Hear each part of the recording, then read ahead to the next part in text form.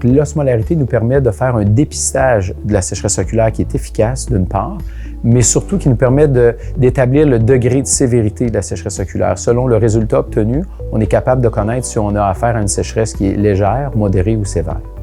Donc, une fois qu'on a dépisté de la sécheresse oculaire chez un patient, nous avons un protocole assez extensif qui inclut l'osmolarité, qui nous permet de prendre des décisions sur le type de prise en charge, et c'est avec le IPEN qu'on mesure cette osmolarité dans notre protocole.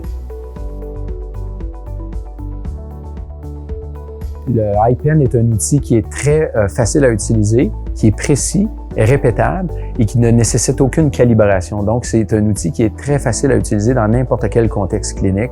Donc, nous l'utilisons de façon très routinière pour ces raisons-là. Donc, en fait, plus l'osmolarité est élevée, plus on peut penser qu'on a affaire à une sécheresse oculaire qui est sévère. Donc, on peut avoir un chiffre qui est diagnostique ou encore un résultat normal, mais un autre élément diagnostique est un écart de 8 points ou plus entre les deux yeux. Donc, évidemment, comme professionnel ou comme patient, on vise à obtenir une osmolarité la plus basse possible.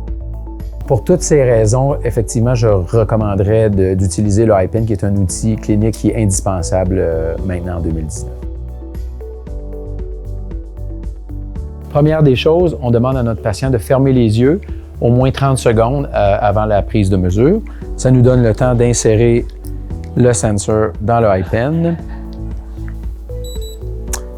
On a le signal que l'appareil est prêt.